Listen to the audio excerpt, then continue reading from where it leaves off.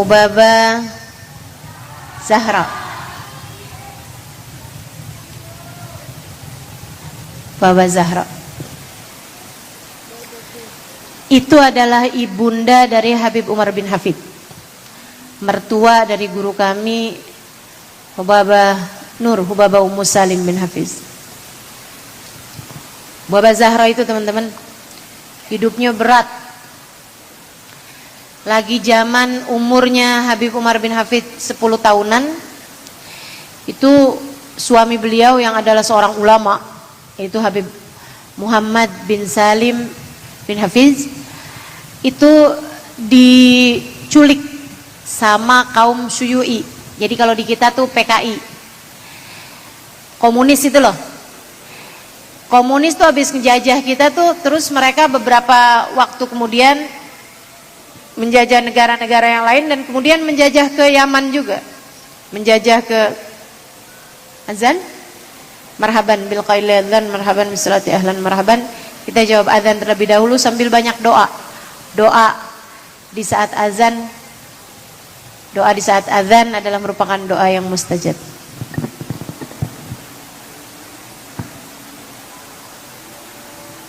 La ilaha illallah, alhamdulillah rabbil alamin, Allahumma salli ala sayyidina Muhammad wa ala ali sayyidina Muhammad. Allahumma rabba hadhihi ad-da'wati tammah was-salatil qa'imah ati sayyidina Muhammadin al-wasilata wal fadilah wasyarafa wad-darajatal 'aliyatar rafi'ah wa ba'dul maqamal mahmud alladhi wa'atta innaka la tukhliful mi'ad ya arhamar rahimin. Rabbi ighfirli wa liwalidayya, Rabbi ighfirli wa liwalidayya, Rabbi ighfirli wa liwalidayya, Rabbi ighfirli wa liwalidayya, Rabbi ighfirli wa liwalidayya, Rabbi ighfirli wa liwalidayya, arhamhuma kama rabbayani shaghira. Sallallahu ala sayyidina Muhammadin wa ala alihi wa sahbihi wa sallam. Alhamdulillahi rabbil alamin. Teman-teman sekalian, Lubabah Zahra, saya tiap kali ingat Lubabah Zahra nih, ingat senyuman beliau. Indah banget, lebar senyumnya. Itu kalau kita datang tuh, kalau kita salaman, kita datang, saya sampai nggak tahu muka beliau kalau lagi nggak senyum, dari seringnya senyum. Ya hayya bi Halimah, ada siapa lagi gitu. Dan subhanallah, saya nggak ngerti. Saya rasa itu juga memang bagian dari kecerdasan ya. Mereka tuh mudah sekali untuk menghafal nama. Jadi tuh kayak sekali gitu dia tanya, Smik Esh gitu, nama kamu siapa? Saya bilang Halimah Lubabah, Halimah binti Usman al-Aidarus, binti al-Aidarus. Terus abis itu tuh setiap salaman, ya hayya bi Halimah, ya hayya bi binti al-Aidarus, udah langsung hafal. Padahal kan yang salaman banyak. Padahal kan yang bertemu sama beliau tuh banyak gitu, Lubabah Zahra itu. Anaknya banyak, teman-teman. Suaminya itu tadi diculik sama Syuyu'i pada zamannya. Zaman Habib Umar bin Hafid berusia 10 tahun. Sekarang Habib Umar usianya 50-an tahun, berarti masa 40-an tahun silam. Waktu saya mondok itu masih 20-an tahun silam gitu. Ketika Habib Umar putranya atau ayahandanya ya, maksud saya ayahanda beliau diculik gitu. Teman-teman sekalian,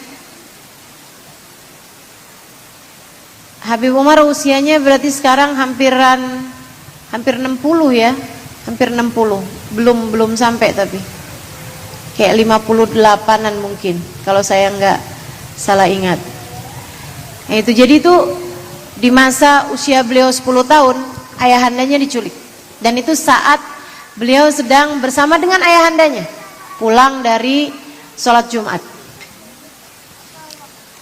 Masuk untuk sholat Jumat, beliau keluar kayak ada sesuatu yang ketinggalan mau diinin gitu.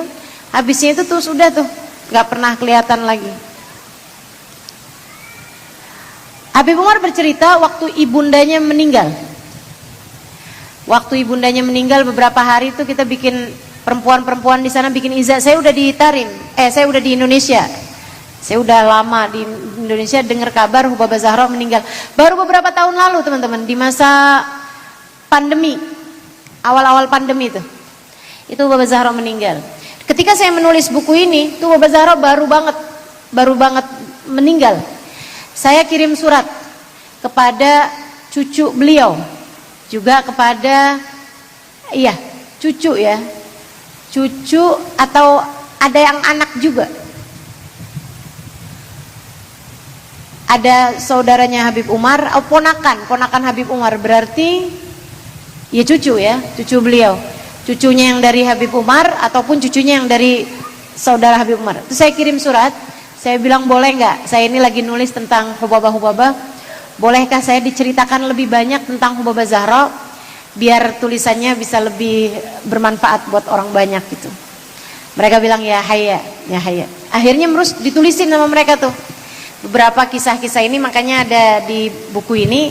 Saya dapetinnya langsung sebagiannya, ada yang saya dengar dari Habib Umar bin Hafid, ada yang saya dengar dari cucu-cucu beliau menuliskan kisahnya ini dari ibundanya, ada juga yang memang mereka mendapatinya secara langsung.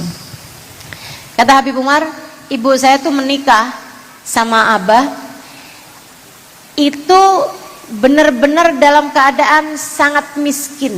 Keduanya tuh sangat miskin, nggak ada barang-barang mewah. Itu waktu mereka dipindahkan ke satu rumah kecil dekatnya Masjid Mudhar, karena beliau seorang ulama yang juga diharapkan untuk mengisi masjid tersebut gitu ya. Rumahnya itu di dekat situ. Ini tuh Hubabah tuh cerita bahwa beliau itu hartanya yang dibawa itu cuman piring 3 biji, ada panci, sama ada sendok yang udah gompel, bukan baru. Katanya Habib Umar, saya heran kenapa ibu saya tuh selalu menceritakan itu dengan bangga. Kamu tahu nggak, waktu Umi nikah tuh sama Abah, itu tuh barang-barang yang Umi bawa ke rumah tuh waktu kami mulai tinggal bersama, piring 3, panci, sama sendok, udah gompel sendoknya. Itu diceritakan sama beliau sering gitu, dan itu dengan bangga teman-teman. Sama kayak anak-anak zaman sekarang, lo tahu nggak lamaran cowok saya nih, misalnya gitu kan ya. Atau ibu-ibu nih mungkin pas cerita sama anaknya kan, Umi waktu dilamar dulu dikasih apaan Mi? Wah, emas, kalung 3 biji, gelang, keroncongan, cincin banyak gitu kan. Wah, berarti Umi mandang harta dong Mi waktu kawin. Enggak lah, Umi tuh yang penting wibawa mobil.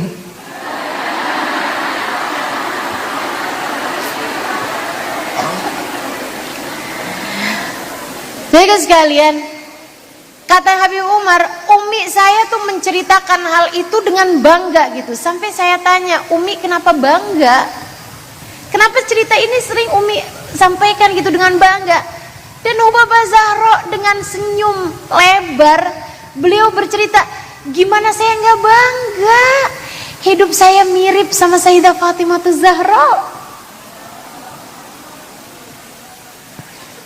Waktu Nabi Muhammad menikahkan Sayyidah Fatimah dengan Sayyidina Ali, nggak ada harta yang mereka bawa, sangat sedikit sekali yang diberikan Ali bin Abi Thalib kepada Sayyidah Fatimah Zahra. Beliau bahkan buat maharnya menjual satu-satunya harta yang beliau punya, yaitu baju perang, dijual sama Sayyidina Ali, kemudian dijadikan sebagai mas kawin buat Sayyidah Fatimah.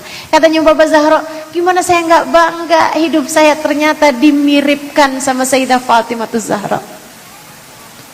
Masya Allah. Sehingga sekalian, Habib Umar bercerita lagi bahwa rumah mereka tuh sangat kecil. Rumahnya tuh cuman kamar sama ruang tamu yang sangat kecil, kamarnya juga kecil, sama nggak ada dapur, cuman naroin buat kompor aja gitu, kompor sama ya itu tadi panci sama 3 piring itu tadi. Dia bilang terus seperti itu kehidupannya, sangat kecil, tapi walaupun kecil tidak menjadi penghalang beliau untuk menjadi seorang ulama. Dalam artian tugasnya ulama itu apa? Nerima tamu, memberikan pelajaran kepada orang, memberikan solusi buat orang yang datang, ada orang yang lagi bertikai dan lain sebagainya, dikerjakan di rumah tersebut. Zikir segala, semua dikerjain di rumah kecil itu, termasuk ngajar. Abahnya itu kalau ngajar, jadi suaminya Hubabah Zahra ngajarnya di ruang tamu itu. Murid-muridnya tambah hari tambah banyak yang belajar di situ, sampai pada ke dapur-dapur, sampai kemudian di kamar mereka. Hubabah Zahranya kemana? Di atas, di Sutoh. Rumahnya orang Arab tuh atasnya rata. Jadi Hubabah Zahra ada di situ tuh berjam-jam selama suaminya ada bersama dengan orang laki-laki tersebut itu. Beliau di atas, panasnya Hadramut kalau lagi musim panas. Saya pernah tinggal di sana, merasakan panasnya hampir 5 kali ya, maksudnya 5 tahun gitu kan. Nah itu kalau lagi panas teman-teman, 50 derajat Celcius. Kadang-kadang malah lebih, 52, 53. Itu panas yang benar-benar panas. Panasnya panas, dan kalau kena anginnya itu panas, namanya angin samum itu yang bikin korma jadi pada mateng tuh. Kita kalau nanam korma di sini bisa sampai keluar buahnya, tapi nggak bisa mateng, nggak punya angin panas kita mah. Itu Hubabah Zahra ada di atas itu kalau lagi panas-panasan, kalau lagi dingin juga kedinginan gitu. Tapi beliau sabar aja, nggak ada ceritanya tuh kayak yang kalau ngajar jangan di rumah apa. Emang murid kamu nggak ada tuh yang punya rumah rada gedean? Nggak pernah. Udah aja, sami'na, enak aja, seneng. Harapan beliau tuh di atas tuh, mudah-mudahan pahala suami saya mengajar, saya juga ikut dapat pahalanya. Gitu aja udah, dampingin suaminya. Saudara sekalian, sampai ketika anak-anak udah besar, termasuk Habib yang besar itu Habib Ali namanya, itu udah nikah gitu ya. Habib Umar umur 10 tahun tuh kakaknya yang paling besar udah nikah. Itulah saat suaminya itu diculik. Itu Hubabah Zahra suaminya diculik, sedih pastinya. Sedih banget. Akan tetapi teman-teman, nggak pernah keluar sumpah serapah, caci maki dari lisan beliau dari sejak hari pertama kejadian. Nggak pernah. Itu keren sih. Hamba-hamba tercinta di sisi Allah nih keren luar biasa teman-teman. Ini kalau tadi tuh kan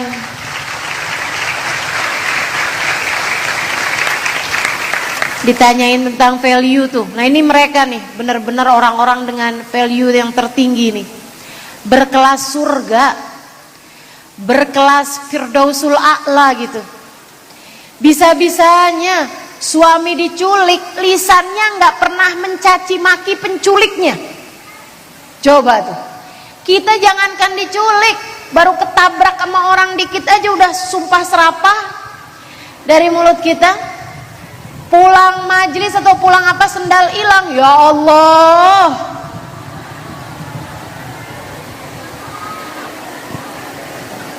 Udah tuh. Kayaknya tuh kaki jadi kayak langsung jadi kaki yang pantas masuk neraka gitu. Betul? Sumpahan kita kepada dia itu gitu.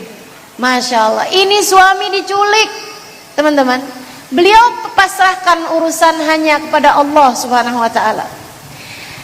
Dan beliau dari ibunda inilah, anak-anak tuh sampai diajarin gitu kan, apapun terjadi Allah semua udah atur.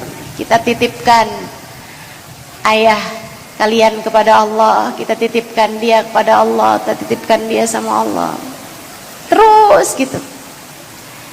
Dah, tiap kali ada yang marah-marah, kesel-kesel, udah semuanya kan juga kehendak Allah. Bahkan gini, maafin.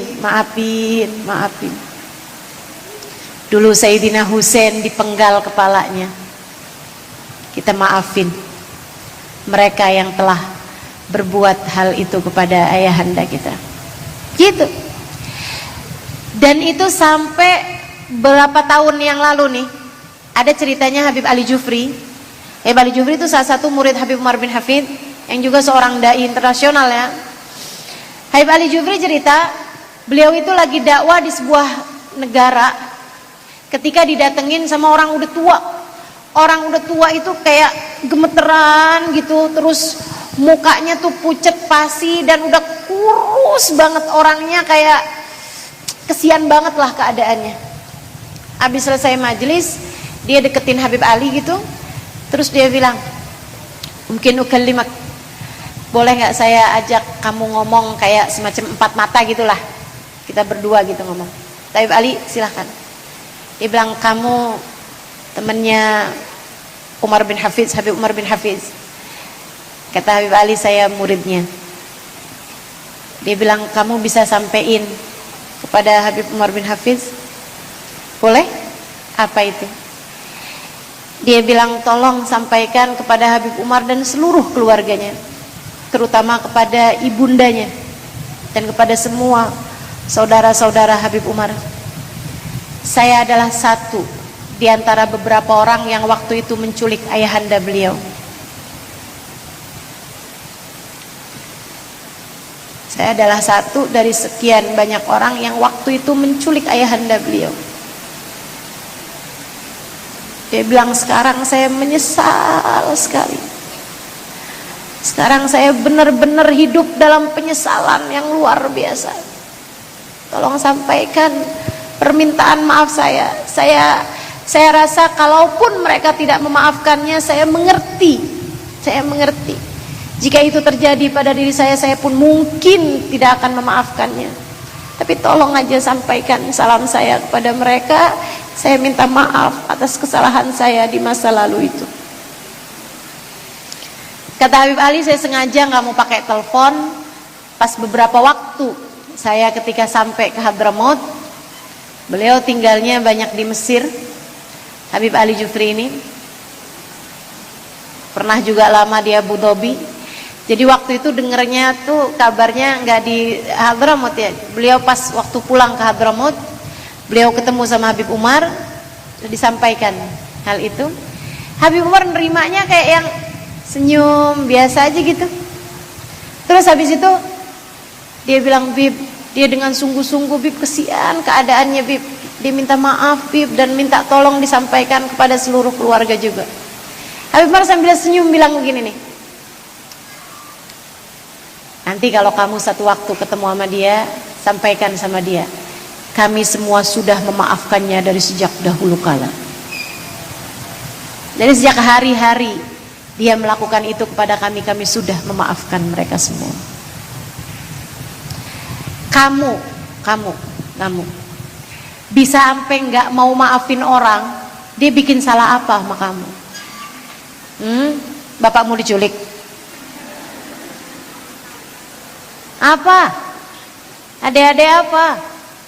Kok sampai bisa-bisanya gitu? Dendam dalam hati kamu pelihara. Kita belajar nih dari perempuan-perempuan soleha ini. Kita belajar dari orang-orang soleh ini, bahwa tidak ada sesuatu terjadi kecuali dengan izin Allah. Maka terhadap siapapun yang pernah berbuat salah kepadamu, maafin. Bukan hanya untuk dia, akan tetapi lebih untuk dirimu sendiri, lebih untuk kesenangan dan ketenangan dirimu sendiri. Ada orang dapat kiriman gak mau bagi aja, kamu gak mau maafin. Pas giliran kamu dapat kiriman, kamu gak mau bagi sama dia. Masya Allah. Ayolah. Ayo adik-adik belajar buat punya hati yang luas nih kayak orang-orang solehah ini ya. Ubaba Zahra, putri-putrinya bercerita, Dia bilang, saya sering malam-malam kebangun dari masa saya kanak-kanak. Dia bilang umur-umur 8 tahun, 9 tahun gitu. Dia bilang saya sering bangun di waktu malam, haus, mau pergi ke dapur, kedengeran suara Umi merintih, doa sampai merintih yang kayak ya Allah, ya Allah. Gitu. Dia bilang saya pikir suara tangisan apa itu. Ketika saya deketi, saya samperin Umi saya dengan linangan air mata berdoa dengan sungguh-sungguh, meminta kepada Allah, ya Allah, ampunilah kami, jangan pernah tinggalkan kami, kasihanilah kami, bimbing kami senantiasa ya Allah, jadikan kami hamba-hambamu yang saleh-saleh ya Allah. Terus gitu. Tiap malam tuh nggak ada tuh rasa hati penuh dengan dendam. Ya Allah, balaslah yang telah menculik suami saya. Jangan pernah bahagiakan mereka, tidak di dunia apalagi di akhirat ya Allah. Nggak pernah. Mereka nggak peduli kepada orang yang telah berbuat jahat kepada mereka. Kenapa? Kelasnya beda. Ngapain orang berbuat jahat sama kamu, kamu berbuat jahat lagi sama dia? Kan berarti kelasnya sama. Jangan mau samain level sama orang-orang yang berani-berani melakukan hal-hal yang tidak baik pada orang lain. Gitu ya? Jangan mau kayak begitu teman-teman. Itu orang-orang yang berkelas tuh seperti itu tuh. Kayak mereka-mereka itu diculik loh suaminya, yang habis itu disiksa, yang habis itu dibunuh sama mereka itu. Dengan mudah hatinya memaafkan mereka semua. Selebihnya tangisan mengharap ridha Allah Subhanahu wa taala. Selebihnya tangisan berharap di akhirat berjumpa dengan Nabi besar Muhammad sallallahu alaihi wasallam. Itu baru berkelas. Saudariku sekalian yang saya muliakan, dia bilang dari sejak saya kecil sampai dengan saya udah tua gitu ya, saya nggak pernah mendapati umi saya meninggalkan tahajud. Nggak ada ceritanya, kecuali satu malam. Jadi ada malam di mana beliau itu tidur larut malam. Habis itu beliau tidur, kebangun-bangun pas adzan. Rumahnya di samping masjid Muhdar. Jadi kan suara adzan kan kedengeran kelas tuh. Beliau begitu bangun subuh itu, memang baru beberapa jam aja tidurnya teman-teman, tapi ketinggal gitu tahajudnya. Jadi kebangun tuh pas waktu adzan subuh. Kata putrinya nih yang bercerita, beliau bangun sampai hampir-hampir nggak bisa nahanin lutut buat berdiri dari gemeterannya. Beliau bangun tuh kaget gitu, terus dia bilang, adzan al-fajr. Dia bilang, itu suara apa? Itu suara adzan subuh tuh. Magumtul laila. Malam ini saya nggak bangun tahajud. Malam ini saya nggak bangun. Magumtul laila. Al-bariha Zahra magamat lailatha. Zahra nih malam nggak bangun malam nih. Ya Allah, Zahra nggak bangun malam ini.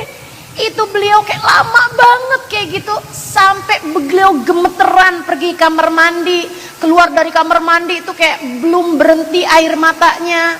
Habis itu sebelum sholat subuh beliau itu sholat taubat terlebih dahulu teman-teman. Sepanjang hari tangisan gak berhenti. Itu setiap kali diinget tuh, ya Allah samihni ya Rab, samihni ya Rab, samihni ya Rab. Ya Allah maafin saya ya Allah, saya gak bangun malam ini ya Allah, maafin saya ya Allah, maafin saya terus. Kata putrinya, itu hari umi saya nggak enak makan, tuh hari umi saya nggak seneng ngapa-ngapain. Hari itu umi saya tuh nangis sepanjang hari karena satu malam itu tertinggal sholat tahajud.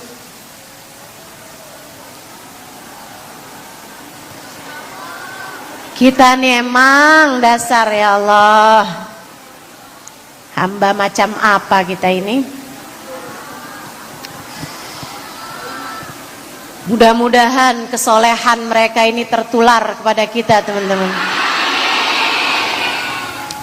Tuh Baba Zahra, lihat apapun, ngelihat apapun, ingatnya mah akhirat. Saya kalau ditanya tentang momen bersama Baba Zahra tuh yang paling saya ingat ini dia nih. Jadi satu hari Baba Zahra lagi ada barengan sama kita anak-anak Darul Zahra, lagi kumpul bareng gitu. Terus kan biasa tuh kalau kumpul kita baca-baca zikir, terus kadang-kadang ada yang baca nasyid gitu ya. Kadang-kadang nasyidnya itu fardiyah, yang satu orang baca gitu loh. Udah tuh, lagi enak-enak baca nasyid gitu, ada satu orang yang baca nasyid, kita semua lagi dengerin, tiba-tiba lampu mati. Malam ini ya, tiba-tiba lampu mati. Dan kayak biasanya, pelajarnya itu kan pelajar Darul Zahra itu waktu itu paling banyak mah orang Indonesia atau orang Asia, tambah orang Asia. Anak Malaysia, anak Singapura gitu. Begitu lampu mati jebret, gitu kan langsung tuh kayak adek-adek tuh. Ini saya rasa kalau misalnya terjadi kayak gitu juga, pasti kayak gitu juga kan. Begitu lampu mati kan semua teriak tuh. Suaranya tuh sama semua, sama suara teriakan gitu. Yang beda suara Baba Zahra sendirian. Baba Zahra begitu lampu mati jedet, Allahumma nawwir kuburana ya Rabb. Saya sampai heran sama spontanitas mereka gitu. Spontan yang diingat akhirat. Spontan yang diminta, ya Allah terangkan kubur kami nanti ya Allah. Doanya Allahumma nawwir kubur hamba-hamba akhirat. Kita kalau ngelihat apa ingat apa gitu kan, Insya Allah. Kita kayaknya lihat macam-macam ingatnya makanan. Betul. Nah ini perlu latihan jadi solehah. Mudah-mudahan Allah karuniakan keberkahan. Al-Fatihah la ruhi Baba Zahra, anna Allah yaghfir laha wa yarhamha wa yu'ali darajatiha fil jannah wa yanfa'una barakatiha wa asrariha wa anwariha wa ulumiha wa nafahatiha.